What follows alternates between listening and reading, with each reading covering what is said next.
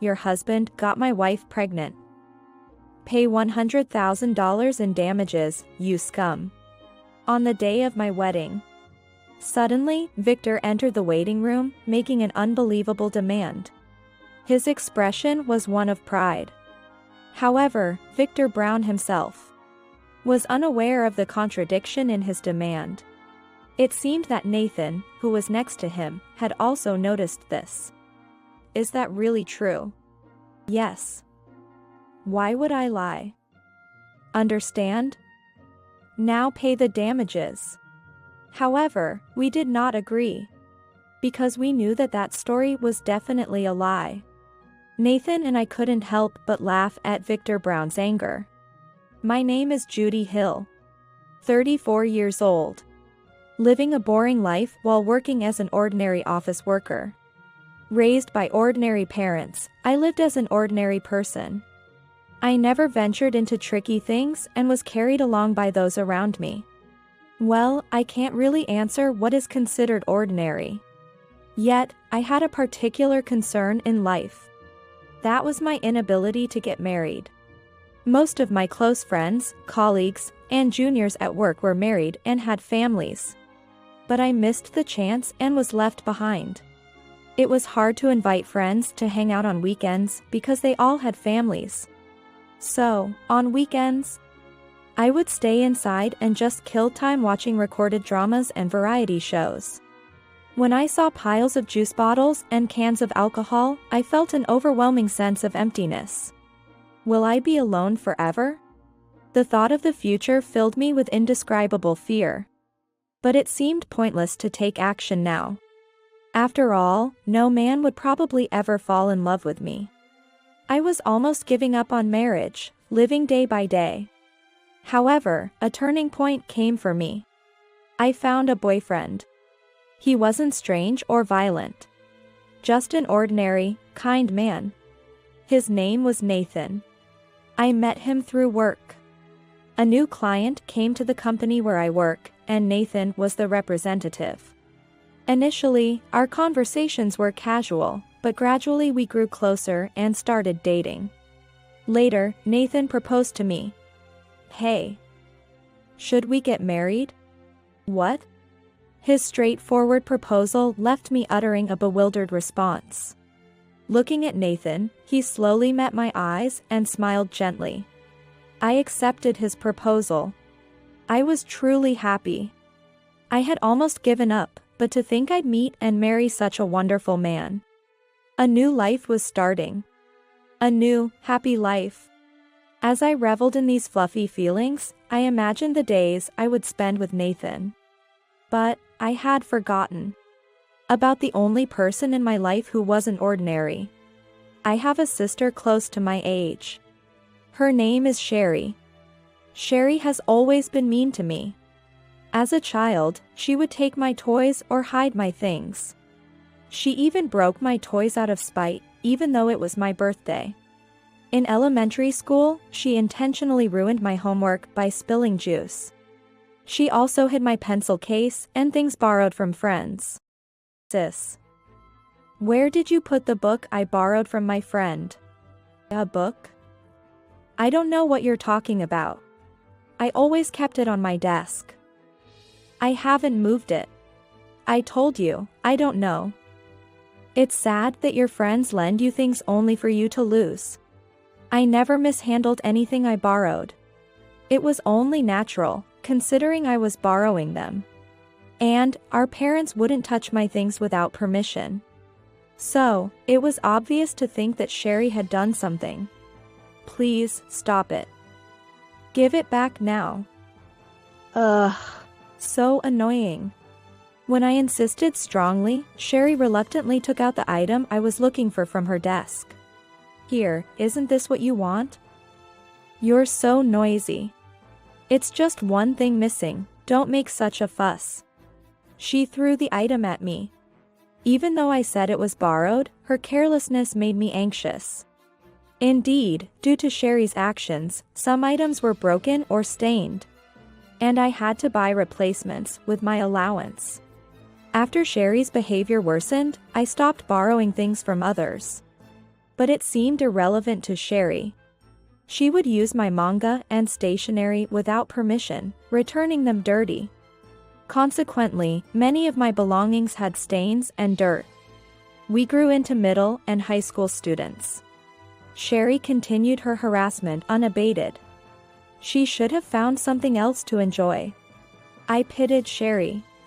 However, one day in my second year of high school, an incident occurred. Shockingly, Sherry stole my boyfriend. A few days before I discovered it, I had lost contact with my boyfriend and was worried. Then, Sherry started fiddling with her smartphone in front of me with a smug look. I spoke to her without thinking much, as she seemed to want me to talk to her. "What are you doing?" Sherry looked at me as if she had been waiting for this moment. "Guess what I'm doing?" "I don't know." "Your boyfriend. He's really cute, isn't he?" "What?" I didn't understand what she was saying. I had shown her a photo of my boyfriend when we first started dating. But there was no way she had any connection with him. Wondering if she didn't understand his character, I was speechless. Then, Sherry showed me her smartphone screen. To my surprise, there was a photo of Sherry and my boyfriend, looking like a couple. "What? Why?" Sherry replied with a smug smile to my unexpected words. "I stole your boyfriend." "What?" "I found him on social media and he was so easy." "Your boyfriend, I've liked him since I saw his photo." It turned out that he hadn't been contacting me because he had moved on to my sister. He's not the kind of person to just move on. Then, what's this? Sherry proudly showed me their interaction on social media. I didn't want to see it.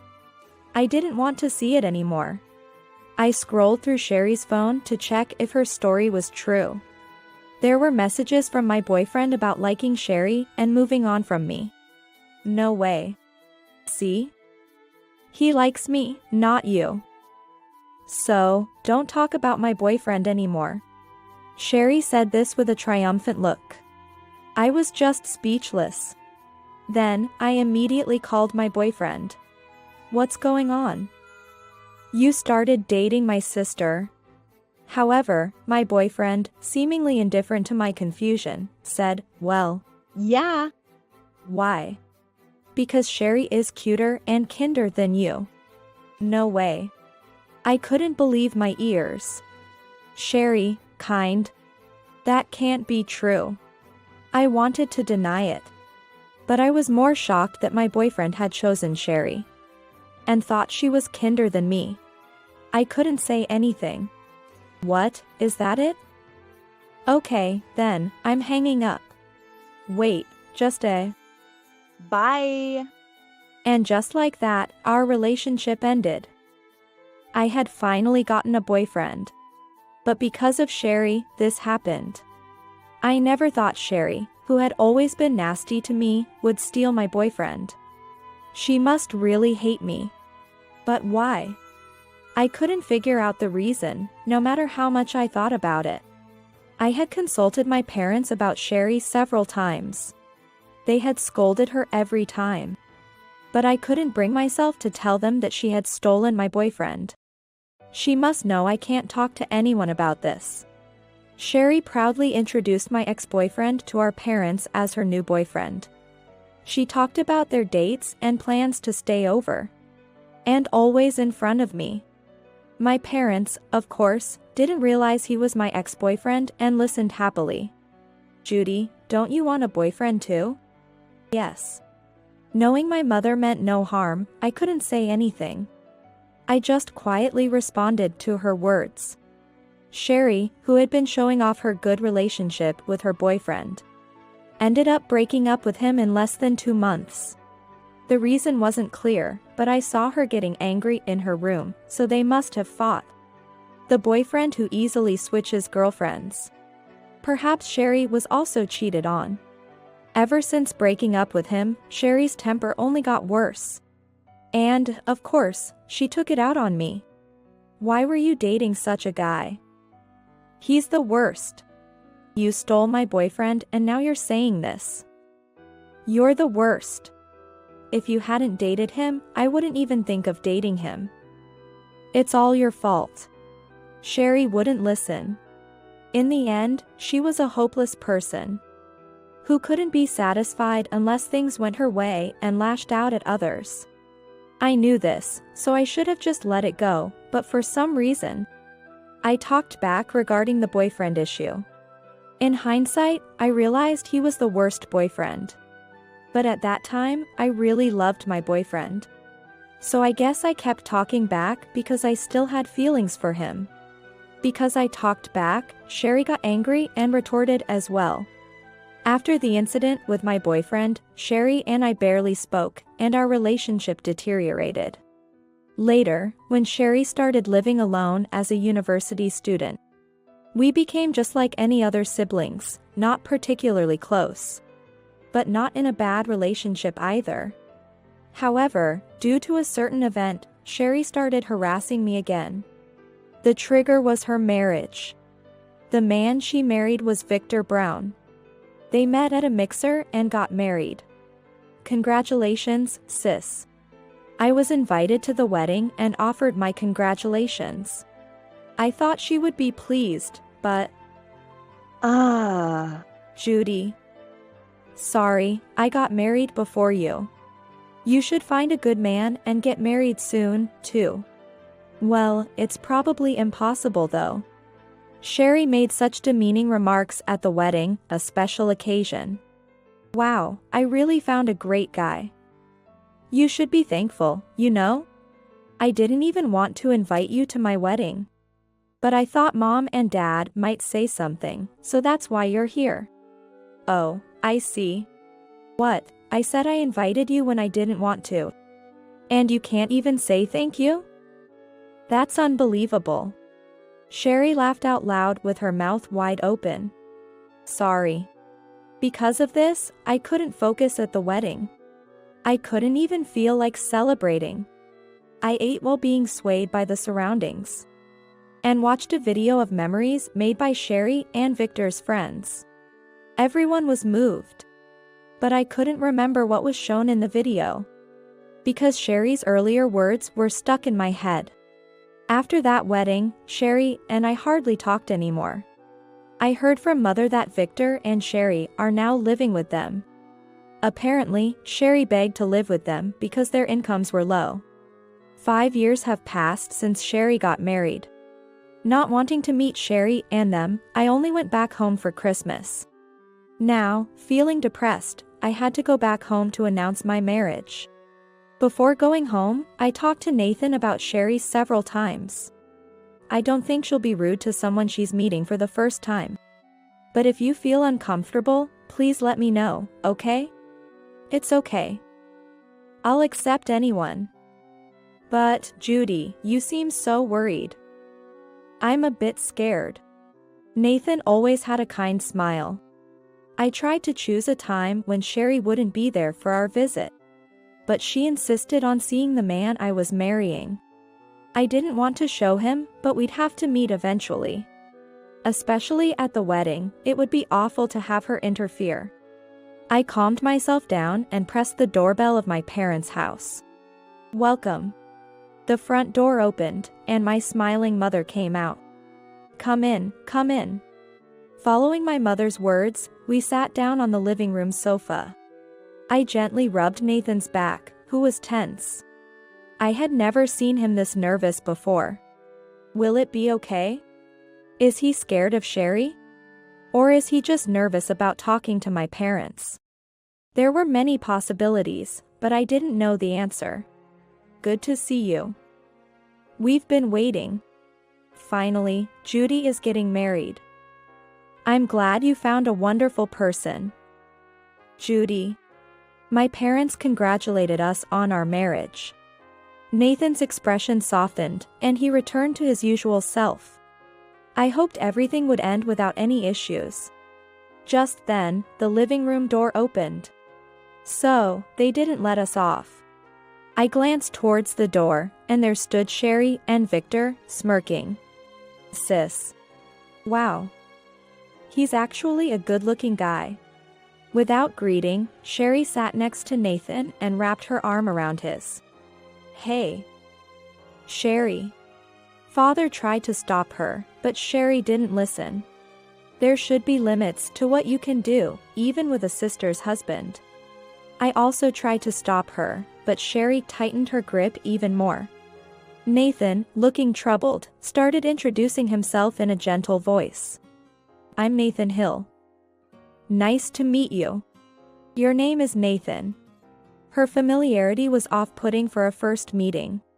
I couldn't help feeling disgusted and frowned. Judy. Don't make such a disgusted face. That's rude. What? Judy, you got something to say? Sherry looked at me with a different, scary expression than the one she had for Nathan. Sorry. It's nothing. I thought it would be bad to escalate the situation, so I reluctantly apologized. My apology seemed to please Sherry and Victor. They surrounded Nathan, asking about how we met, who proposed, and why we decided to get married. That would have been fine, but their choice of words were too crude. I frowned again in discomfort, and Victor noticed. What's with that face? You're already unattractive, so stop it. I wondered why Victor was so harsh towards me. It was because Sherry was harsh towards me. He must think he can say anything to me. Indeed, I've come to think it's futile to talk back, so I don't.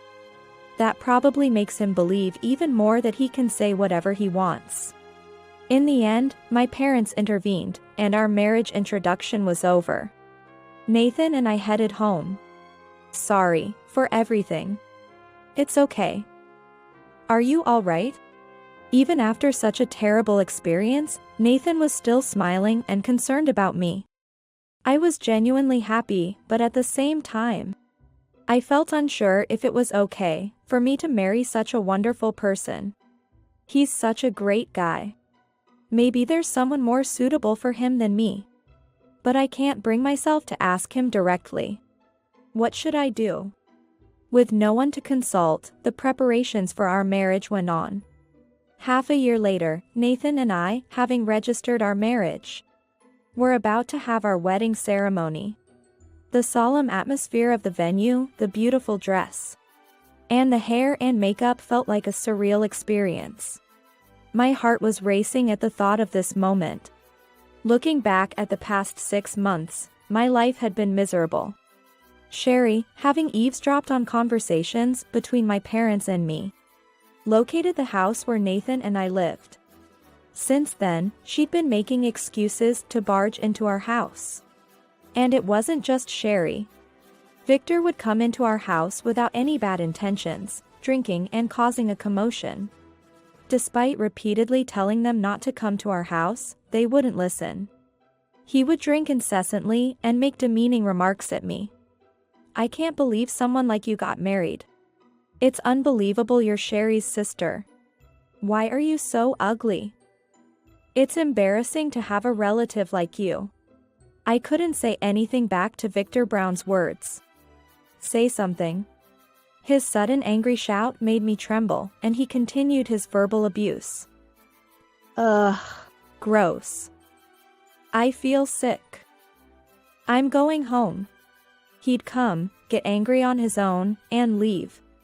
Victor was probably just using me as an outlet for his stress.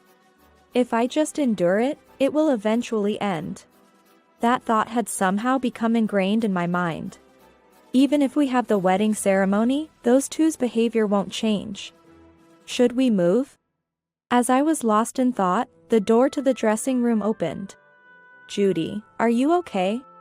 When I turned around, Nathan was there, smiling kindly and checking up on me. Yeah. I'm fine. Thank you. During that brief moment, Nathan and I had a light-hearted conversation to ease each other's nerves. By the way. But as I was about to bring up a new topic, the dressing room door opened again. Startled, I looked over and saw a furious Victor and a crying Sherry. What could have happened? As I was stunned by their odd appearance, Victor shouted, your husband, got my wife pregnant. Pay us $100,000 in damages, you scumbags." The moment I heard Victor's words, Nathan and I burst into uncontrollable laughter. Naturally, Sherry and Victor Brown were dumbfounded. "Hey. What are you laughing at? This is serious. Do you have any proof?" "Proof?" "Sherry told me."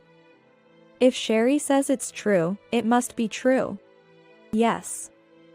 Nathan got me pregnant." "How? How?" "Well." Sherry was perplexed by my question. Victor might call me vulgar, but what I wanted to know wasn't about that. "Sis, you can't get pregnant, right?" "What?" Sherry awkwardly averted her gaze at my words. "You drunkenly blurted it out when you barged into our house. Nathan heard it too, so it's not a mistake." "Oh, and you said you told Mom too, right?" "Let's check with her." "Wait. Judy. There's no way I'm going to let them make me the bad guy." I pushed past Sherry's attempts to stop me and called for my mother. My parents, Nathan's parents, and even relatives who heard the commotion crowded into the dressing room. In front of all these people, I boldly asked about Sherry's condition. Initially hesitant, my mother's attitude changed after I explained the situation. "Yes. Sherry can't get pregnant. She told me herself, and I even accompanied her to the doctor because she was worried." "Mom." It seemed that even my mother couldn't forgive Sherry for trying to extort money from us with a lie. She looked at Sherry and Victor with fierce anger. In the stunned dressing room, Sherry and Victor were clearly panicking. Well. Hey, Sherry. You can't get pregnant? Why didn't you tell me? I thought you'd leave me if I told you. You love kids. But you didn't have to lie. What are you going to do now?" Without apologizing to us, the two started arguing. The scene was pitiful. It seemed that Sherry had lied to Victor Brown. If Sherry claimed that Nathan had gotten her pregnant, it would overwhelmingly weaken the man's position. Even if Nathan isn't at fault and has no obligation to pay compensation, his social reputation might still suffer. Not being pregnant doesn't prove the absence of such a relationship. However, that's only true for someone who can normally get pregnant. Sherry, having drunkenly disclosed her condition before, seemed to have forgotten and was confidently claiming to be a victim. It was clear that Sherry was at fault. "Why did you tell such a lie, Sherry?" "That's because." "Answer me."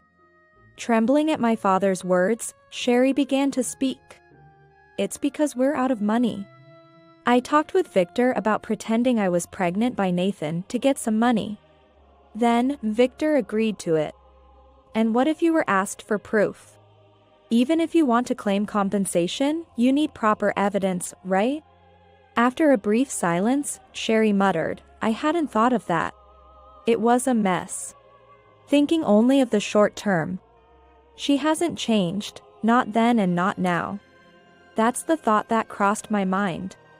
At that moment, one of the relatives in the room, my mother-in-law, suddenly spoke up. "Victor? Aren't you cheating?" The dressing room erupted into noise again. "What? Me, cheating? Why would you think that? I saw you at the supermarket where I work with a woman who wasn't Sherry. And with a child, too. I thought her face looked familiar." "What? Is that true?" One shocking revelation after another was coming to light. I was speechless hearing all this. "Hey, what does this mean?" Well, no. This is unbelievable. You're the worst." Sherry, driven by anger, tried to break things in the dressing room. My father quickly intervened, and ultimately Sherry and Victor were escorted outside. After that, the wedding proceeded as normal, but of course, those two were not present. Thankfully, the ceremony and reception went smoothly without any issues. After the wedding, I asked my parents to keep an eye on those two. But I wonder how long that can last. The first thing we should probably do is move. Or maybe it would be better to consult a lawyer. I don't know where to start. But we need to act quickly. What if they barge into our house again like they usually do? They seem to bear a grudge against us, and it might not end well. Why are we being targeted when we've done nothing wrong? No matter how much I think about it, I can't find an answer. There was no contact from Sherry or Victor. I wondered if they had somehow resolved everything without my knowledge. But could it be that convenient? One day, while pondering this, our doorbell rang. Hesitantly, I peeked at the monitor and saw an agitated Victor. Nathan, Victor is here. Victor? Nathan stood beside me and looked at the monitor. He seems pretty angry. What's bothering him this time? Even Nathan seemed quite wary of Sherry and Victor. He frowned deeply as he watched the monitor. Then, he said, "I'll go and listen to what he has to say." "Are you sure? Is it safe? We can't make any progress without taking action, right? Just in case, hide and be ready to call the police at any time." Nathan handed me his phone and walked towards the front door. "Yes. What do you want?" Contrasting Nathan's calm demeanor, Victor began shouting in a highly agitated state. I felt genuinely scared. "What do I want?" "Let me in." "That's not possible. We can talk here, can't we?" "Shut up." "Whoa." At Victor's shout, I heard Nathan's surprised voice. Then, with heavy footsteps, Victor forced his way inside. "Victor. What are you doing?" "Shut up. Because of your wedding, I'm in a huge mess. If it weren't for the wedding, my affair wouldn't have been exposed. It's all your fault." Presumably, Victor's affair was revealed by my mother-in-law, causing trouble between him and Sherry. First of all, it's your fault for cheating, isn't it? Shut up. What's wrong with having a little fun? Acting like such a good guy. With that, Victor began to recklessly knock down furniture and decorations nearby. "Hey. What are you doing? Call the police." "Call the police." "Go ahead, call them if you think you can." Like you could. At this point, Victor was unstoppable. I hurriedly called the police. In just a few minutes, officers arrived at our house. The floor was littered with broken glass, water from vases, and it was a mess. The officers frowned at the dreadful sight. "You really called them, huh? Don't mess with me.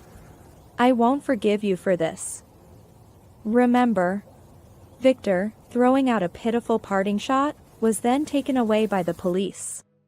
Afterward, the officers asked us what happened and then left. The state of the house was terrible. Nathan and I sighed and began to clean up. It turned out to be the last time we would ever speak with Victor. A few hours later, my phone rang. It was my mother. Wondering if it was about Victor, I quickly answered the call. "I'm sorry about Victor causing trouble. Did you hear anything from the police?" Apparently, she was asked to pick up Victor from the station. When they arrived, Victor was sulking. My mother said she had listened to his side of the story and then took him home. "Sorry for the trouble." "It's okay. I'm sorry too. We were supposed to be watching him, but he slipped away. Once you move, I'll tell him to leave our house. If they kicked him out before we moved, he would likely start hanging around our house." Appreciating her concern, I thanked my mother. We discussed each other's situations and the current state of Sherry and Victor before ending the call. It seems Victor has calmed down. Perhaps the police had a stern talk with him. Sherry, distressed by Victor's actions, was quietly staying in her room. It was the consequence of her selfish behavior. It seemed their relationship as a couple had completely fallen apart. What path would they take from here? It seemed unlikely they would reconcile, and divorce seemed the only option.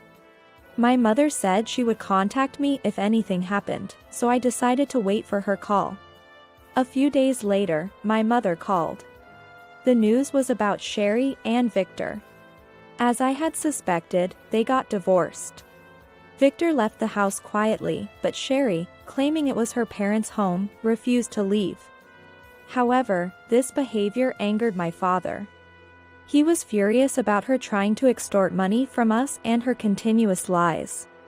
Having always been gentle, my father's rage made Sherry crumble, and she decided to leave. By this time, our move was fortunately complete, so I was relieved. I hadn't told anyone our new address, and it was unlikely they would come to our new home. Finally, everything was over. We didn't have to live in fear anymore. That's what I thought, but the day after my mother's call, Sherry called me. Reluctantly, I answered the phone, and Sherry started talking in her usual tone. "Hey, Judy. You doing okay? I got kicked out of the house. I have no money. Can I stay at your place? You moved, right? Where are you now? What? Stay over? What are you talking about? What, you're mad at me too? I haven't done anything wrong. Are you still holding a grudge about the past? If so, I'll apologize. Let's live together again. Can you stop making fun of me?" I was angry at Sherry's carefree attitude. Holding a grudge? Apologize so she can stay over? It was too much. She hadn't even apologized for the wedding incident. Does she even realize she's done anything wrong? The more I tried to understand Sherry, the more I was filled with aversion. Do you know how much you've hurt me? Holding a grudge? Of course, I am. And about the wedding. You forgot about your condition that you blabbered while you were drunk. And then demanded money from Nathan for getting you pregnant? Stop joking around. You only use us when it's convenient for you. It's embarrassing to even say you're my sister. Before I knew it, I had let out all my thoughts about Sherry. I was truly embarrassed she was my sister. Do you understand how I feel? If you do, then never bother us again. Right after that, I heard a click and the call was disconnected. It was truly over now. Not receiving an apology didn't matter anymore. Just don't bother us again. I was satisfied just having said what I felt. 6 months after the incident, Nathan and I were having a normal life. It still makes me mad remembering what happened. But I'm happy we've cut ties with Sherry and Victor. The only regret is not getting compensation for the furniture Victor destroyed. But getting involved with them again isn't worth it. Maybe the decluttering was for the best. Despite the trouble, I'm incredibly happy to be with Nathan. I'm just grateful for our normal life now. Hello, it's me. Have you received the divorce paper yet? This call came 10 days after my husband suddenly disappeared. I won't be coming back anymore. I want you to submit the divorce papers I sent. I'm planning to remarry soon, so please do it quickly. I recently received a sealed envelope containing the completed divorce papers. Where are you now? What are you planning to do about Rachel? Even if we are getting divorced, we need to meet and talk. Dad and Mr. Jackson are worried about you. At that moment, my husband burst into laughter. I'm tired of being considerate towards your father and the boss. If I stay there, I'm going to have to be petty for the rest of my life, right? I'm sick and tired of it. I'm not your slave, you know. I was shocked. I never thought my husband felt that way. I'm not coming back. I'm not afraid even if I lose my job. A business partner has recognized my abilities and offered me a job. I can finally live a free life. As I grew increasingly despairing, my husband's voice was incredibly cheerful. Then a woman's voice came on the phone. Madame, please forgive us. Our love is real. Please don't look for us. I'm pregnant. Shocked, I then heard my husband deliver the final blow. That's how it is, so I'm sorry, but I don't need Rachel. Take care. Even after the call ended, I couldn't move for a while. I don't need Rachel. What? My hands were trembling. Even if God forgives my husband, I will never forgive him. I called my father, gripped the voice recorder tightly, and ran towards Mr. Jackson's company. My name is Emily, 34 years old. I work as an architect in my family's construction business. I have a family of 3 with my husband Brian, who is a year older than me, and our 4-year-old daughter Rachel. Our family home, which has been running a construction business for generations, is just a 5-minute walk from our house. When I grow up, I'll be an architect. I'll design and you build it, Dad. Sure. If Emily designs it, I'll build the best house. Working with my daughter would make me the happiest man. My dream has always been to be an architect since elementary school. As I grew up, the desire to work at my family's business faded, and I went to an architecture school far from my hometown. After graduation, I joined a housing manufacturer, gained practical experience, and obtained my first-class architect license. About 3 years into my career, I recognized a familiar face among the salespeople who visited the company. Excuse me, aren't you Mr. Brian? I used to work at the restaurant in N Hotel. Huh? Oh, Emily? Did you really become an architect? Brian, my husband, worked at the same part-time job for 2 years during college, though we attended different universities.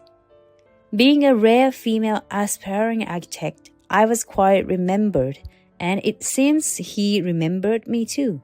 We immediately hit it off with old stories and exchanged contact information, deciding to go out for a meal later.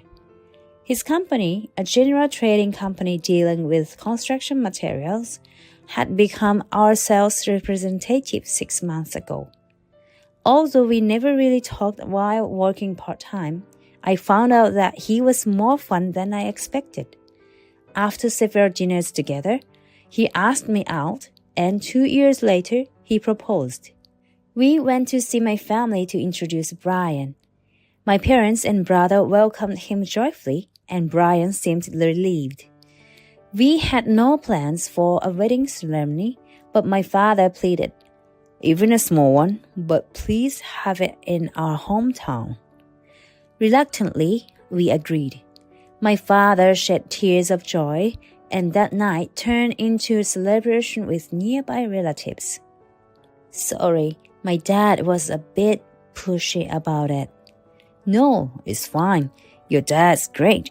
I could really see how much your family loves you. My parents were toxic. I'm envious. On the way back by the car, Brian hesitantly talked about his family. During our relationship, he rarely spoke about his family.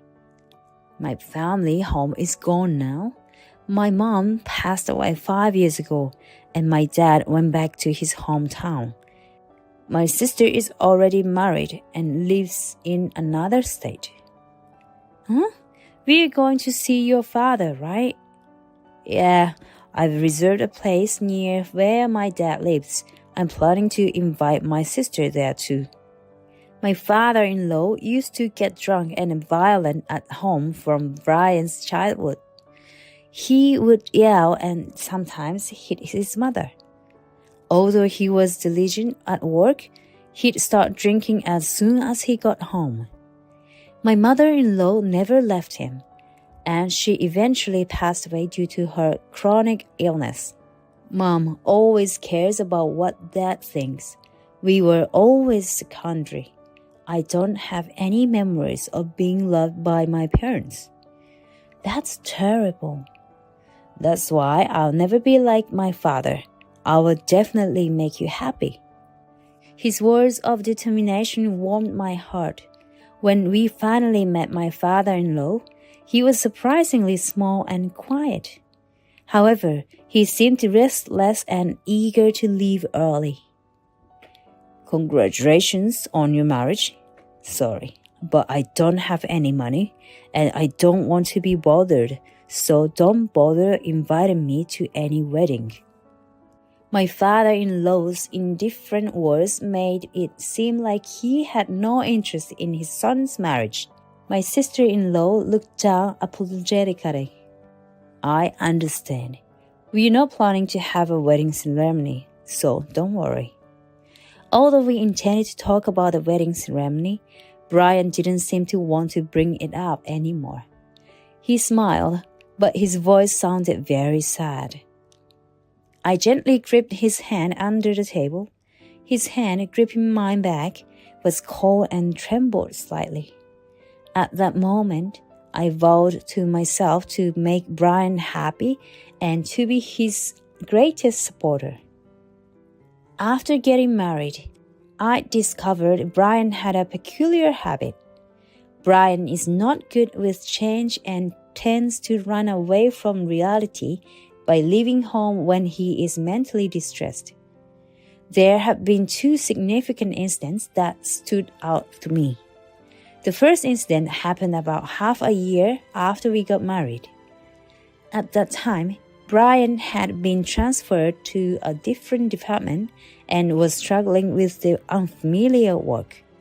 One day, he came home later than usual, unusually cheerful and drunk. Emily, sorry, I quit my job. What? Are you drunk? Surprised, I asked him, and he just laughed it off, waving his hands dismissively. Yeah, I quit. I can't do that kind of work anymore. I can't. Saying this cheerfully, he then collapsed onto the sofa and immediately fell asleep, snoring. I was anxious, unable to tell if he was joking or serious. However, the next day, hangover, he confirmed that he had indeed quit his job. 2 days later, without any warning, he just left the house. I tried contacting him numerous times, but there was no response. When I finally decided to consult my sister-in-law, she casually said, "It happens often. Just leave him alone." Eventually, he returned home as if nothing had happened. Sorry, with marriage and the department change, it was mentally tough. I needed some time alone to calm down, but I'm okay now. I was so worried. Please rely on me more when you're struggling. We're husband and wife, right? Yeah, I understand. Sorry. Looking back, there was also a time just before our wedding when I couldn't reach Brian. Maybe he was escaping reality due to the stress back then too. When anxious, he seemed to need time alone to sort out his feelings. Later, he was diagnosed with depression at the hospital after being considerably affected at work. Financially, we were stable since I was working, but the uncertainty of Brian's sudden departure always left me anxious. My mother had been my confidant, and one day my father made a suggestion. "Hello, I heard from your mom. How about you and Brian come back here for a while? A change of environment might be good. We are here to support and watch over you both." The kindness in my father's words, after all the worry I had been through alone, warmed my heart. When I told Brian, he responded positively. It might be better than staying here. Thinking of Brian, I decided to quit the company I had worked at for 6 years and return to my hometown. When we moved back, my dad had already found us a rental house near our family home. I took some time off work on going walks and drives to local tourist spots with Brian. Being in a nature-rich area, he seemed to gradually regain his spirits. One day, while having dinner at my parents' house, my father said, "Brian, you used to work in building material sales, right? I know someone who's looking for a salesperson. Would you be interested in trying out?" "Really? If I can, I would love to. Thank you." My husband's eyes sparkled with the prospect of returning to work. My dad, delighted, immediately called Mr. Jackson of the building materials store. "He's got time tomorrow. Let's go together and talk to him." "Wait, Dad, why are you coming too?" My dad was probably worried, but Brian seemed more at ease with him accompanying us. The next day, he returned from the interview in high spirits. "I'm home. I start working there next week.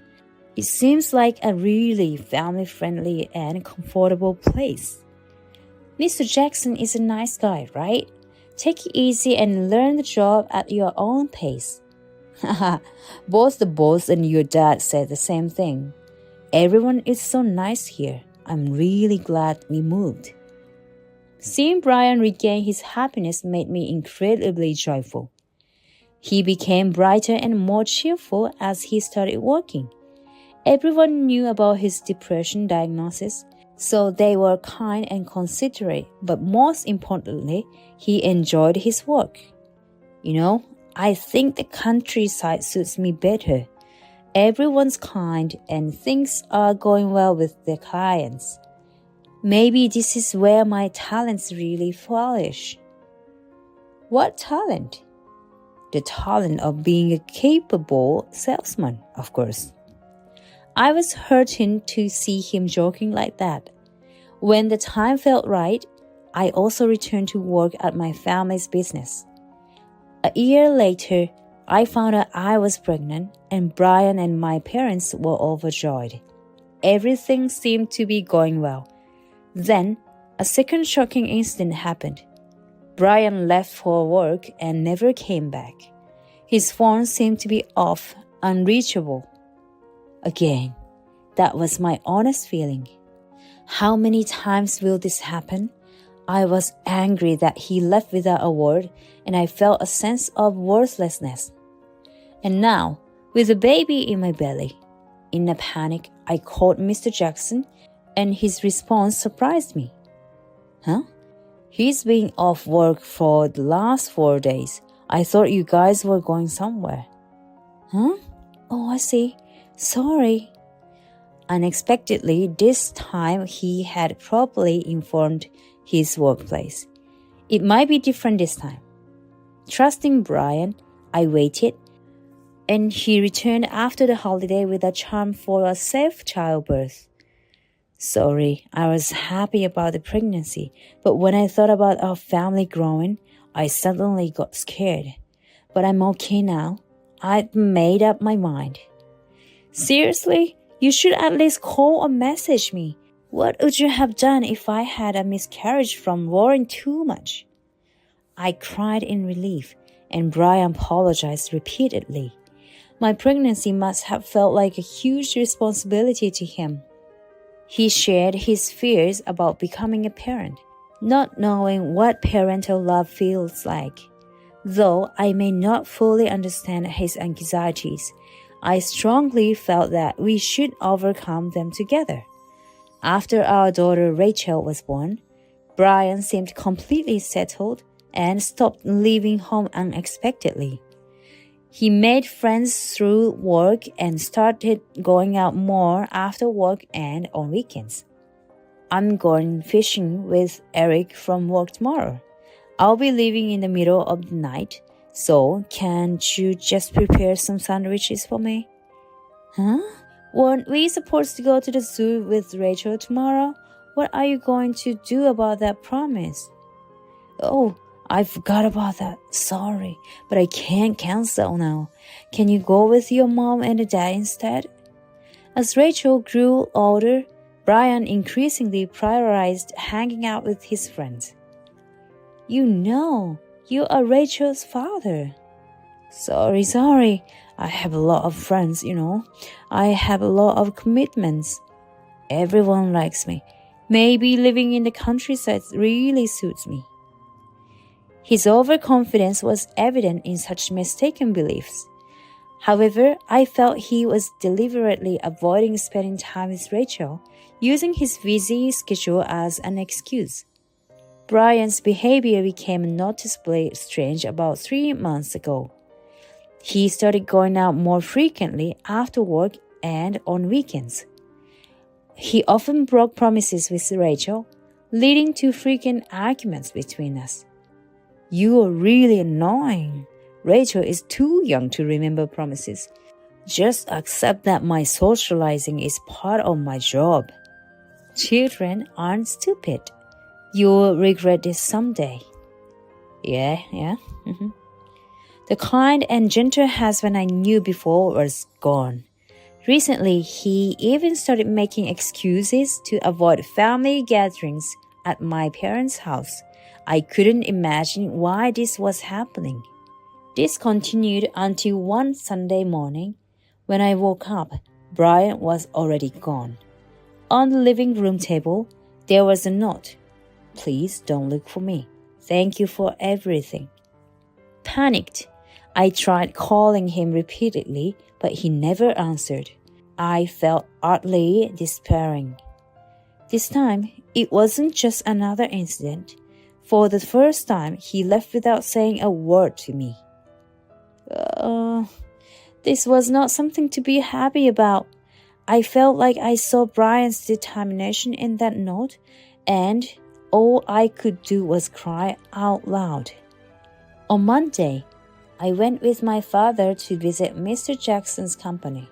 It seemed Brian hadn't shown up for work. I haven't heard anything about him taking leave or quitting. He was working normally on Friday, but what? Mr. Jackson hesitated, looking uncomfortable. Please stay calm. A new female employee who was absent without notice along with Brian has also been missing since yesterday. His unexpected words made me gasp. Did Brian say anything to you the day before he disappeared? Huh? I panicked for a moment. The day before? What was it?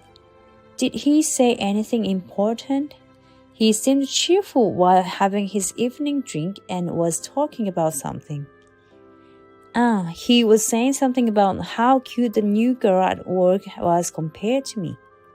My father sighed deeply. You're usually so level-headed, but you become completely clueless about your own matters. If Brian calls again, it'll be good to record it. Hearing this, Mr. Jackson slapped his knee. Oh, I have the perfect thing for that. A high-quality voice recorder we use for important meetings. I was somewhat pushed into taking the voice recorder.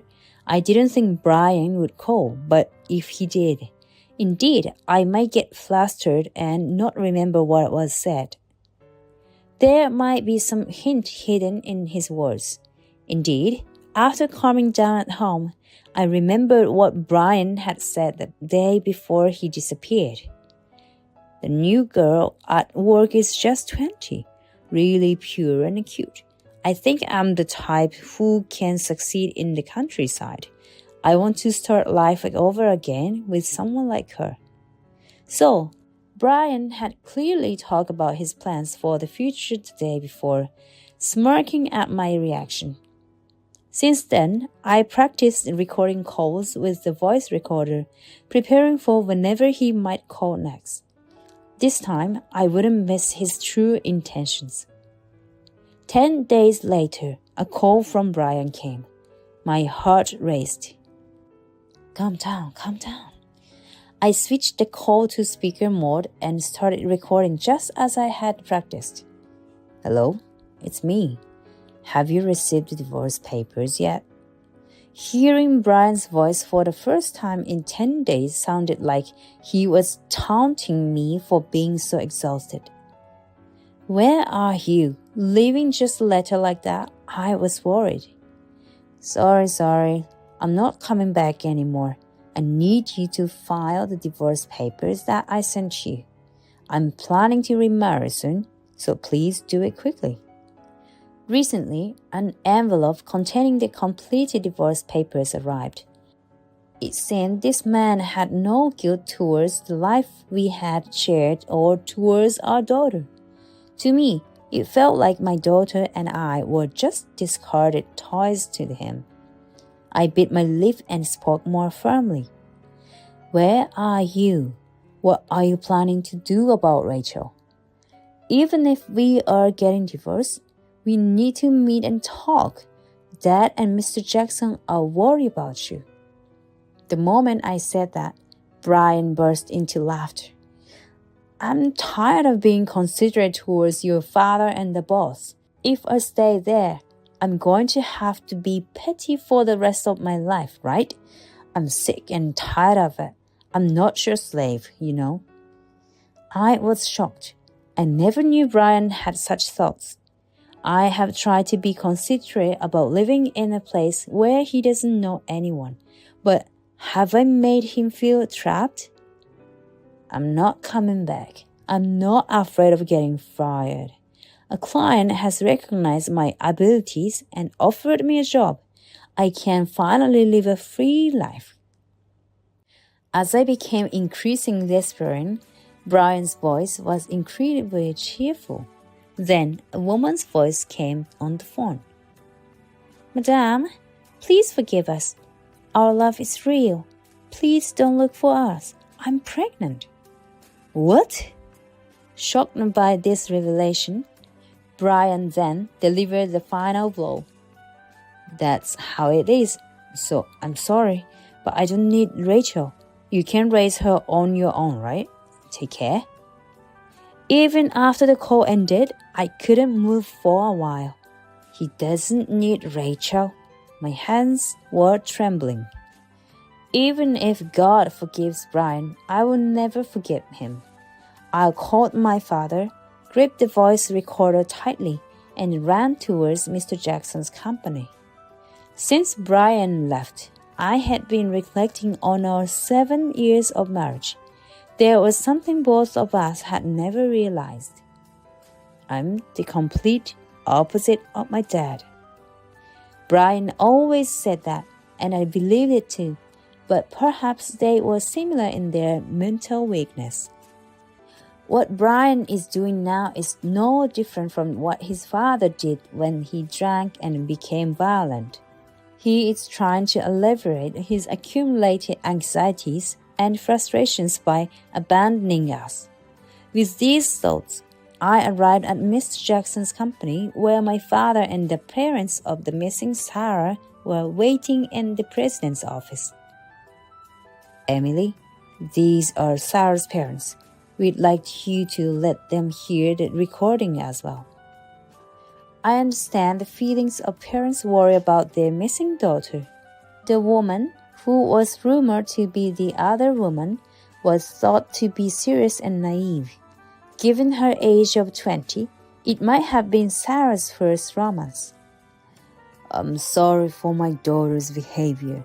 She was always just a serious girl.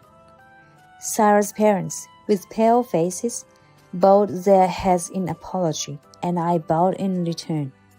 I'm sorry too for my husband's actions. This might be shocking for you, but with that introduction, I played the record phone call for everyone to hear. When Sarah's voice came on, her father slapped his thigh in frustration. That naive fool! I'll drag her back home if I have to.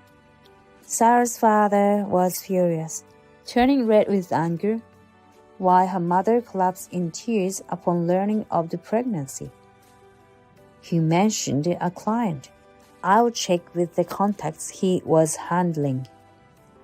Mr. Jacob called Brian's clients, but none of them knew anything about the story he had mentioned. The person in charge might be cooperating with him. So I'll inquire higher up. Probably one of these big branches, right? My father had always been a people person, easily making friends with anyone, regardless of seniority, since his student days. Especially among business owners, his network was surprisingly extensive. Don't underestimate the power of rural networks. In about an hour, we discovered the client Brian was referring to, which branch he was supposed to be employed at, and where he was living were quickly identified. Needless to say, by the end of the day, the employment offer to Brian was withdrawn. That night, a panicked call came from him. "What did you do? I just got a call saying the employment offer is off." "Huh? I didn't do anything.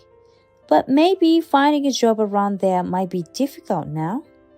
"Why?" The place where the two eloped was over 2 hours away by car, yet still in the same state. "You said it yourself, didn't you? The countryside has close-knit and warm connections. But what happens when you turn those connections into enemies? You understand, right? Anyway, come back once with Sarah. Then we'll talk." The next day, as promised, Brian returned to Mr. Jackson's office with Sarah. He looked down with an odd expression on his face, a far cry from the phone call the other day. "Brian, I'm really disappointed in you. You've been offered and you're fired, just like you wanted. I know you said you weren't afraid, but don't think you can work in the same type of business around here." It was almost frightening to watch the normally mild-mannered Mr. Jackson speak so nonchalantly with the face of a business manager beside me. Brian's lips trembled and he seemed unable to say anything. "It wasn't just your ability to get things going well over here. My dad and the others put in the groundwork to protect you. Don't get wrong." As I said this, I was so frustrated that it had come to this that tears began to well up in my eyes. Then, a little later, Sarah's parents came running in. "Dad!" "You idiot!" Sarah rushes back to hide behind Brian's back. He also spreads his hands out protectively and begins to plead with Sarah's parents. "She is pregnant. Please don't be rough with her." I am also inadvertently hurt by the way he acts like a man. "I don't know if I can give my daughter to a man who would so easily abandon his own child. Sarah, do you understand? He is the kind of man who would abandon a young child. You will be abandoned sooner or later. I will never allow you to marry such a man." "No, Dad. We love each other. Brian left his family for me. I'll marry him for sure." Mr. Jackson and my father stopped Sarah's father from trying to hit Sarah. The father's face was flushed so red that his veins stood out, and his anger was tremendous. "You fell in love with a devilish man who abandoned his family without a second thought, eloped with him, and now you're pregnant? You've got to be kidding me." The way the father speaks to her as if he is shouting is heartbreaking as the same parent. Beside him, Sarah's mother is shedding tears. "I have so many things I want to say to Brian." "Brian, you always said you hate your father, right? That he hurt your mom and never showed you love as a child. Aren't you just like him now?" Brian frowned, not seeming to understand what I was saying, and retorted, "What? I'm nothing like my dad. I don't drink and get violent. Don't compare me to that low life. I care about Sarah, and I love our baby. But you said you don't need Rachel. You hurt your wife and don't give love to your child, Rachel, right? Brian froze with a huff. Then he instantly understood what I was trying to say and started shaking as if hurt. It's me who's hurt hearing him talk about loving his affair partner and their unborn baby. Me, like my father? Yes, you and your father are essentially the same. Weak and cowardly scumbags. Brian looked down and seemed to be stunned and thinking about something for a while. Then he started mumbling to himself. I thought I could live as myself here. I felt accepted, praised, and welcomed. I thought I was a capable person when the client offered me a job. Sarah admired me too. Was it all a mistake? His gaze remained on the floor, and he seemed to be organizing his thoughts by putting them into words. A client asked me if I wanted to come to his branch. I thought, I'm a person who can do it. I have been thinking I'm a very capable person. Sarah also complimented me on how great I was, so I got excited. Was it a misunderstanding? At this point, Brian closed his mouth and wiped the sweat from his forehead. He looked as if he had just woken up from a dream. Everyone, Emily's precious family, they accepted me too. He then sat down, clutching his head in realization. Too late to realize now, I screamed internally. Sarah, sorry, maybe I was wrong. Let's call off the elopement. I can't do this. Sarah, shocked by his sudden change of heart, exclaimed, What are you saying now? You said we were meant to be, that you love me. I'm ready to leave everything for you. Let's live somewhere far away, just two of us.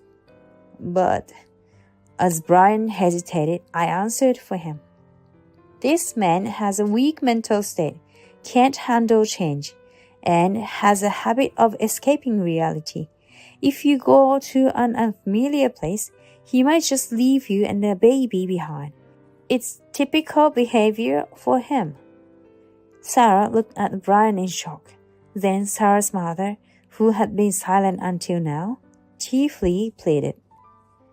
You deserve to be happy. Happiness can't be built on someone else's unhappiness. Imagine this man leaving you and your baby behind. Brian wouldn't do that. Face reality. Look at his wife right now. Their daughter has been abandoned, and you are complicit in this suffering. But, confronted with her mother's intense words, Sarah finally looked at me. Seeing my exhausted state, she collapsed to her knees, crying. Despite my resentment, watching her parents, I couldn't help but see my grown-up daughter, 20-year-old Sarah. Unbelievably, Brian then turned to me for support. I finally realized it. You were the one who understood and supported me, despite my weakness. I'll break up with her. Please give me another chance. Mr. Jackson, let me work here again. Before I could respond, Sarah stood up and slapped him hard. The sound echoed, and Brian staggered. You finally woke me up. I can't believe I was with such a worthless man. We are breaking up. Expect a claim for alimony and child support. Sarah, though still crying, had a newfound determination in her eyes. She approached and apologized to me. I've done something unforgivable. I'm truly sorry. I will definitely pay the compensation. With that, Sarah left the room, supported by her parents, without looking back at Brian. I really messed up. I shouldn't have gone along with her. From now on, I'll only care about Emily and Rachel. I won't do anything this stupid again. I felt an urge to trample on my desperately pleading Brian's lowered head. You are the worst. You didn't care about how that girl felt, did you? I'm divorcing you. I'll be asking for alimony and child support, so make sure you pay it. Emily, please, Rachel still needs a father, right? Huh? Didn't you always say it would have been better if your father wasn't there? I feel the same. Rachel is better off without a father like you. I yelled out loud, probably saying the last thing Brian wanted to hear. My father then patted his shoulder.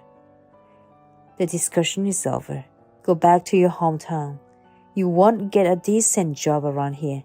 I won't forgive someone who hurt my daughter and granddaughter. But that's... Seeing my father's genuinely angry face, Brian realized it was too late for him. If you really want to prove you're different from your father, pay child support properly. I'm really sorry, Emily. I was a fool. Sorry, Rachel. I am sorry. Finally, I felt like I heard sincere regret and apology from Brian. Mr. Jackson and my father helped him stand up and escorted him to the car.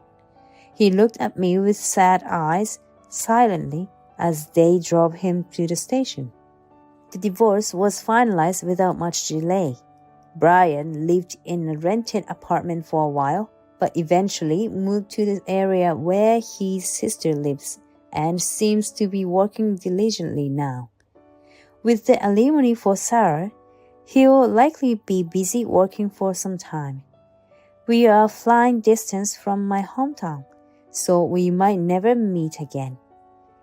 Every month, I receive a letter from Brian with an apology, a report of the child support payment, and a card for Rachel.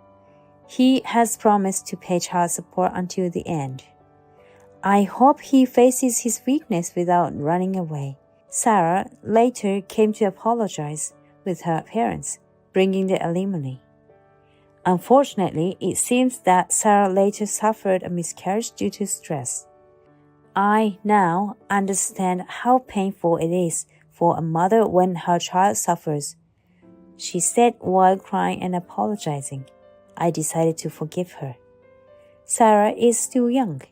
I hope she learns to judge people better and finds happiness in the future. I will return to my family home and, with my mother's help, I'm balancing work and raising Rachel. We are planning to build a small house nearby, as my brother will eventually live in our family home. My goal is to complete it before Rachel enters middle school. Oh, you're building the house. I'll use my network to make it the best house I can. My father is terrifying to make enemies with, which just shows how deep his love is. I plan to live happily with Rachel, treasuring the relationships with the people around us, without betraying that love.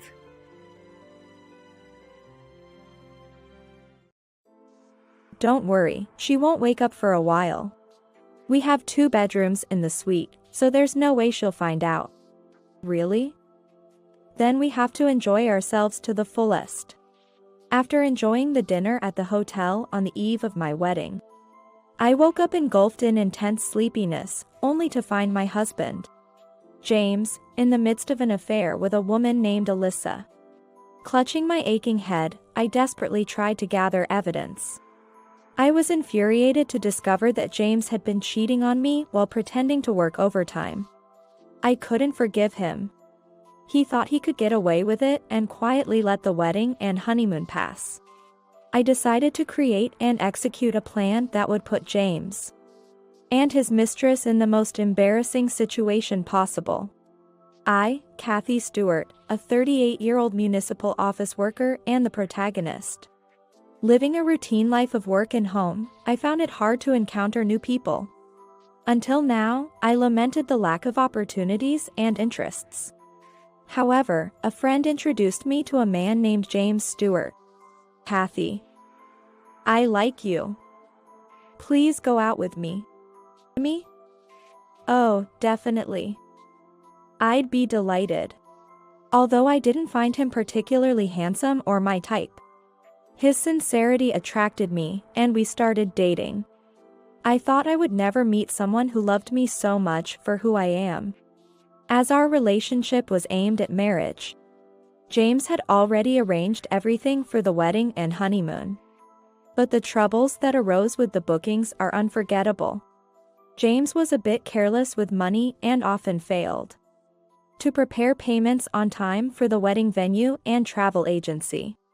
He always made excuses and did nothing unless I prompted him.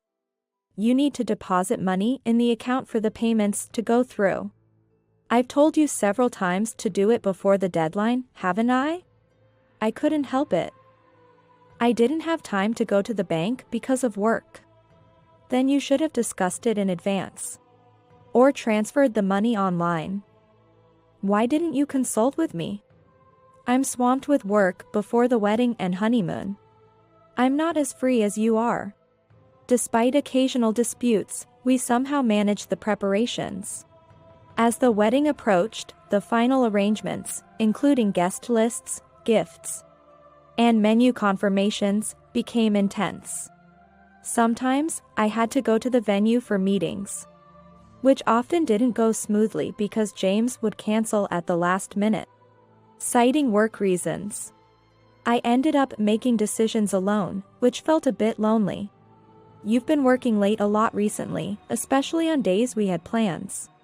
And you come home late. I have a lot to wrap up at work since we'll be away for the wedding and honeymoon.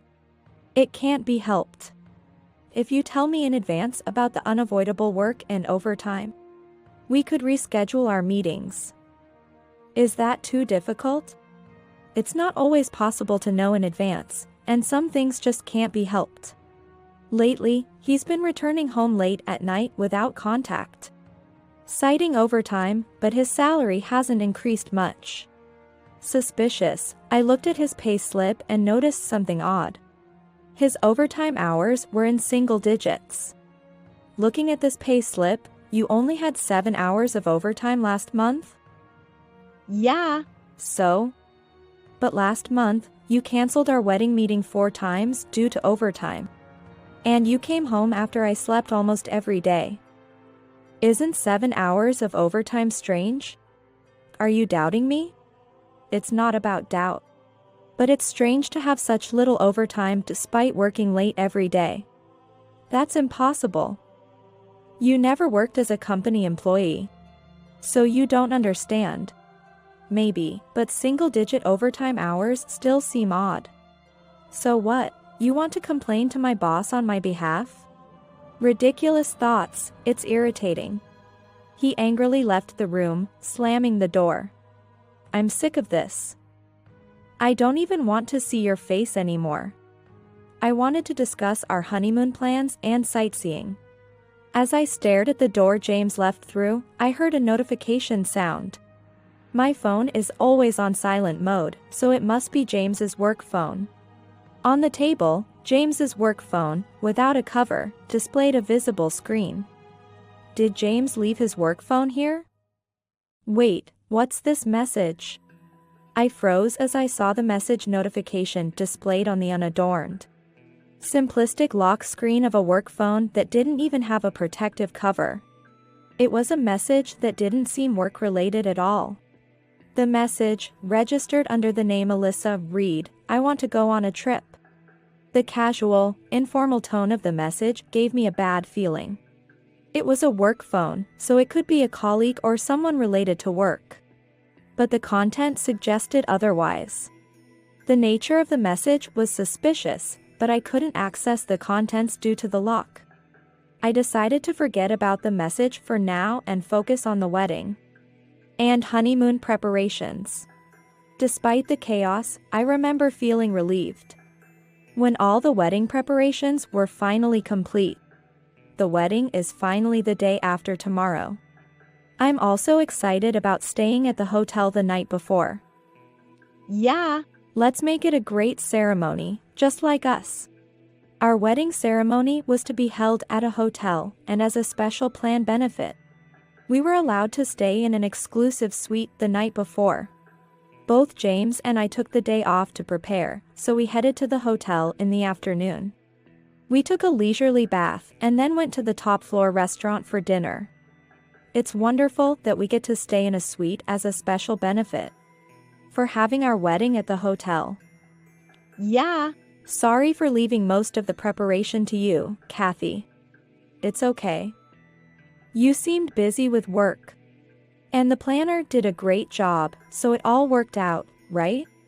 It had been a while since James and I had the chance to have a leisurely conversation. I realized we hadn't had much time together due to our busy schedules. Kathy, I remember you being quite demanding, but that planner was amazing. She managed to incorporate your requests while preparing everything so well. Demanding? Well, I do appreciate her help. It would have been tough without her. We arrived at the restaurant and took our seats. As we enjoyed the exquisite dishes, I noticed James's glass was empty. What would you like to drink next? Not sure. Oh, Kathy, is that a stain on your sleeve? Maybe sauce? James pointed at the sleeve of my dress. What? Oh no. Maybe it's from the dressing earlier. I hope it doesn't stain. If it's oil, it might stay. Better go clean it off quickly, especially since you're taking that dress on the honeymoon. All right, I'll be right back. Fortunately, I had brought a stain remover just in case. I hurried to the restroom to check my sleeve. Huh? There's no stain. Maybe James mistook a shadow for a stain? I hurried back to the table, expecting the main dish to be served soon. Welcome back. I ordered drinks for us. Yours too. Thank you. Wait, is this a cocktail? Yes. I found a cocktail that I thought you'd like. What do you think? It's nice of you, but remember, we decided not to drink alcohol today because of the wedding tomorrow. Did we? But one drink should be fine, right? Please try it, it's special. Reluctantly, I took a sip. The cocktail had a beautiful gradient of orange and yellow. A refreshing taste with orange flavor, not too sweet, and a hint of herbs. Delicious. Not too sweet, with a refreshing herbal taste. You really know my preferences, James. I knew you'd say that. You think I don't know what you like? My apologies. What are you drinking? This? It's also a cocktail, but I think it's a flavor you wouldn't like. Really? Usually, James would offer me to taste his drink, but this time, he subtly refused. After a leisurely meal, we returned to our room. And I was suddenly overcome with extreme sleepiness. I had wanted to enjoy the suite more, but I couldn't resist the urge to sleep and collapsed on the bed. Sorry, I'm really sleepy. I'll just take a shower and go to bed early. Understood. You've been busy with the wedding preparations lately. Rest well for tomorrow's big day. It was quite early, before 8 p.m., when I went to bed. When I suddenly woke up and tried to get up, I heard voices. At first, I thought James was on the phone, but then I felt a slight headache. I went to grab some headache medicine from my pouch and felt something was off.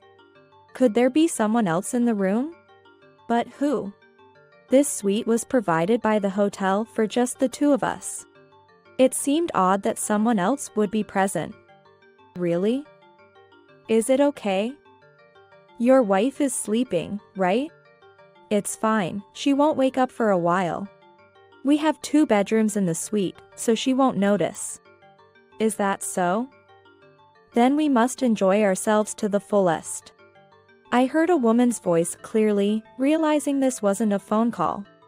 Another woman was in the suite with James. I remembered the hotel staff mentioning that the suite had 2 bedrooms. Clutching my aching head, I quietly took my phone and headed towards the other bedroom. I captured their affair on my newly purchased smartphone for our honeymoon. The latest model captured their actions clearly in the dark. It was 9:30 p.m.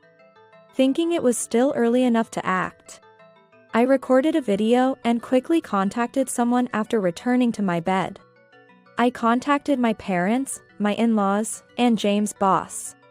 Grateful that I had their numbers from a previous gathering, I sent the video of their affair to them with a message. My parents and in-laws replied immediately, saying they would come to the room to talk. However, I anticipated the worst-case scenario. A sudden confrontation might lead James to deny everything. A well-planned approach might cause more damage in the long run. I asked my parents and in-laws, who were also staying at the hotel, to wait for me in the elevator hall on the suite floor. As I looked around the bedroom, I noticed that James's and his mistress's clothes were carelessly discarded near the bed. I carefully gathered them and locked them away in a nearby safe. I locked the safe haphazardly, making sure they couldn't retrieve their clothes. The suite's large size worked in my favor, as neither of them noticed me awake. All I could hear from the bedroom where they were enjoying themselves were James's and his mistress's voices. They were oblivious to the fact that I was awake, that their affair had been discovered, and that both sets of parents were on their way to the room. After moving my belongings, I hid in a closet near the door and started fiddling with my phone. Hiding in the closet, I played the sound of a fire alarm at high volume from my phone. Hey, is that a siren from outside? What's that noise? Hey. That's the sound of a fire alarm. Is the hotel on fire? No. I don't want to die yet. It's okay. I won't let you die. They panicked and rushed out of the room. After confirming they had run a few meters down the hallway, I closed the door and overheard their conversation from outside. Wait, isn't it a fire? But we just heard the sound of a fire alarm, right? It seemed they had finally realized what was happening. Hey, James, what's with that outfit? And who's that girl next to you? That's not Kathy, is it? Who is she? What? The fire? What are you talking about, being half asleep? Do you realize how you look? Realizing their situation, the two of them began to panic. Noticing their undignified state of just holding towels, surrounded by both sets of parents. What's this? James, what's going on? I don't know. Did you deceive me? Having my parents and in-laws waiting by the elevator was the right move. And why are my dad and mom here? And Kathy's parents too? Didn't you know? As family, we were staying at the hotel on the eve of the wedding. What? I didn't know the family was staying at the hotel. Anyway, sort yourself out first. We'll talk after that. Ha! Yes, you're right. Sorry, I'll just go back to the room for my clothes. He tried to enter the room, but couldn't due to the auto lock.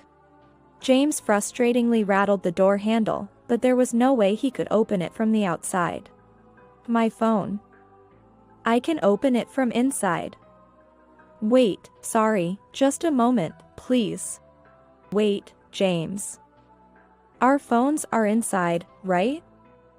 What are we going to do? That's bad. Hey. Kathy. You're in there, right?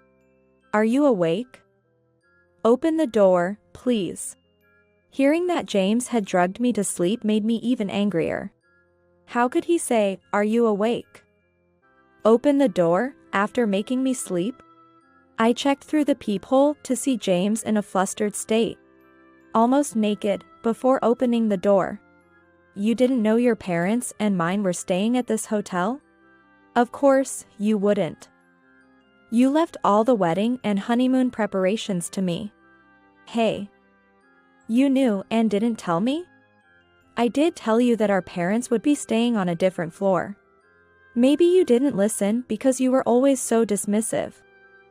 I thought so. Then the mistress started making a fuss.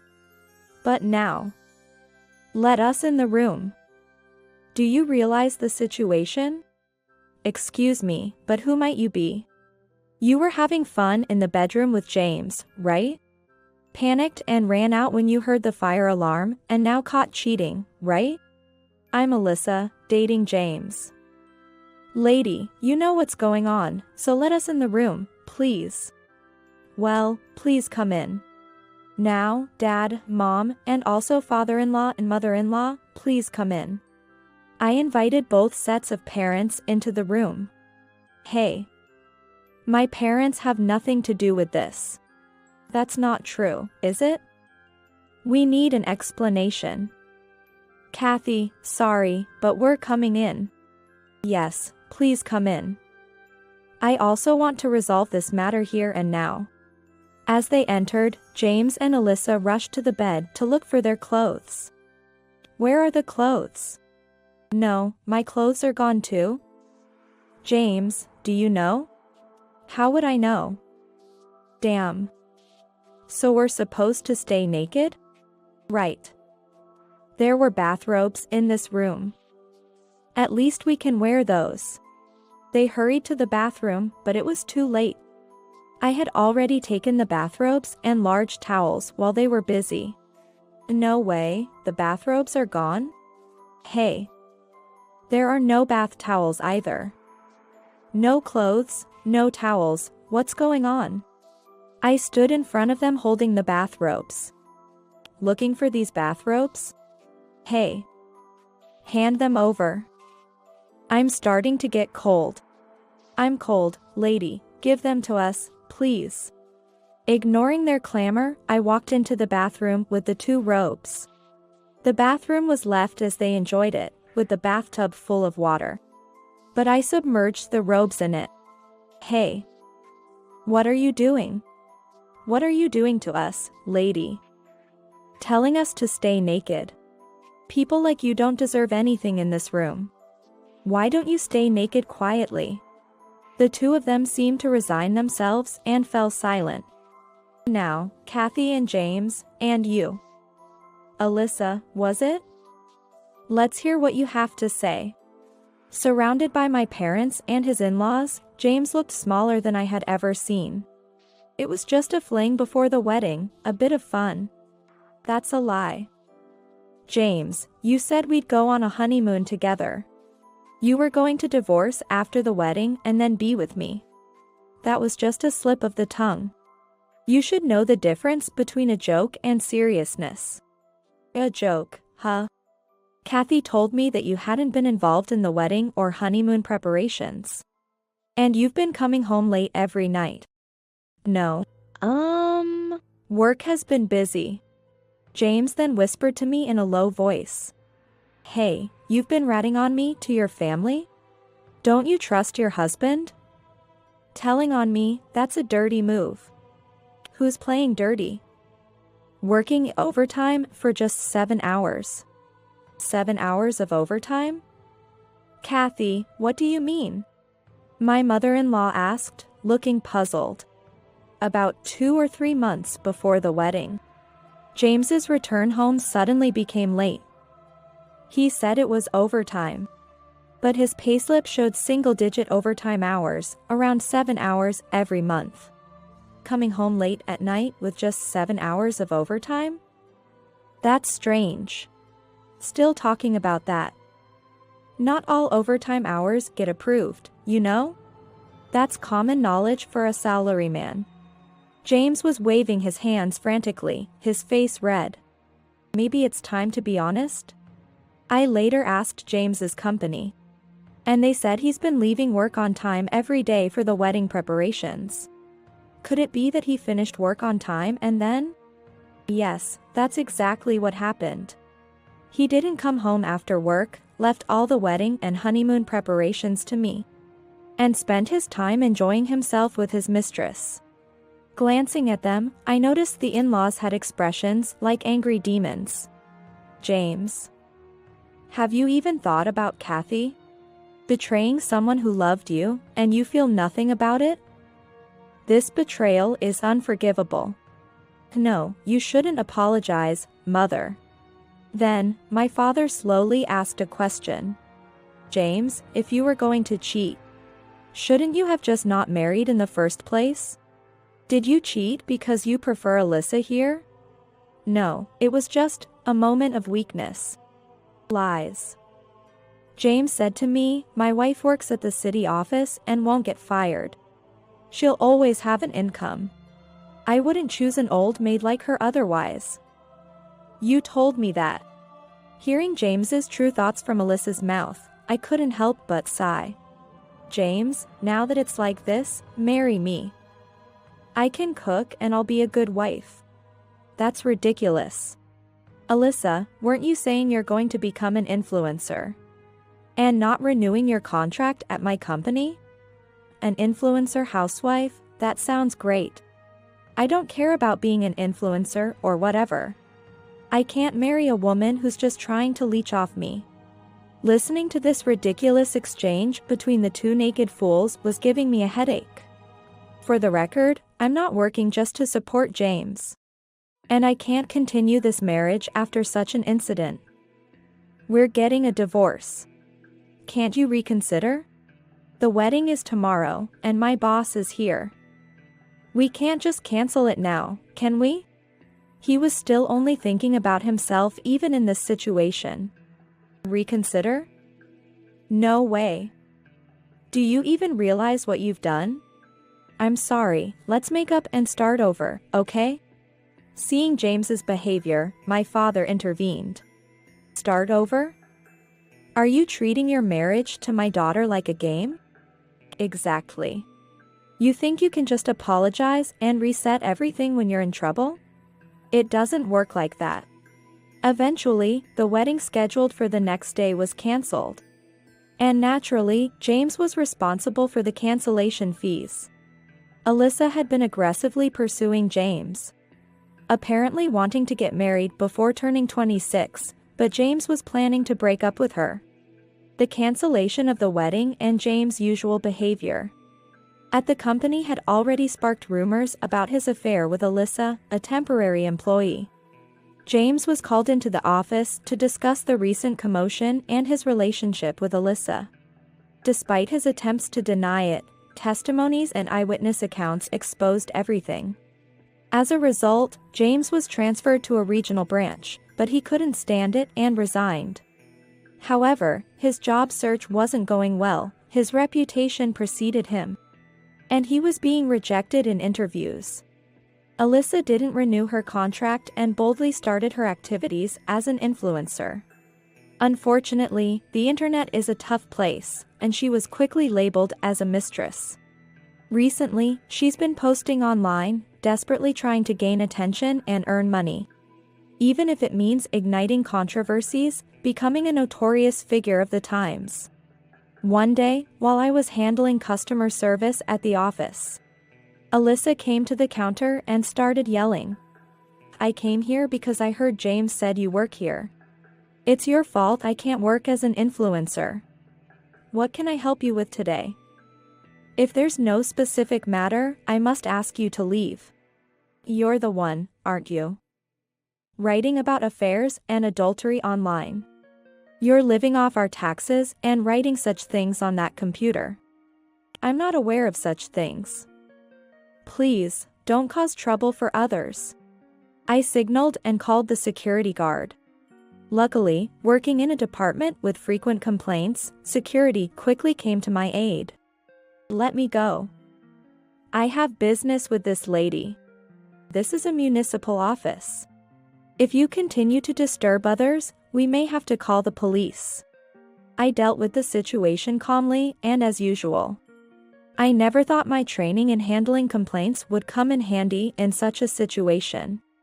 After that, Alyssa stopped visiting me, which was a relief. I continued working at the city office. It's busy with work every day. But being busy helps me forget about the divorce and the whole debacle. One day, an old friend from university contacted me, wanting to introduce me to someone. Apparently, we both like the same cartoon artist, so we might get along well. It's rare to find someone who knows that cartoon, so I was surprised. This friend knows my tastes and interests. So if they recommend meeting someone, I definitely want to try. After what happened with James, I wondered what would become of my life. But now, with work and new encounters, every day is fulfilling.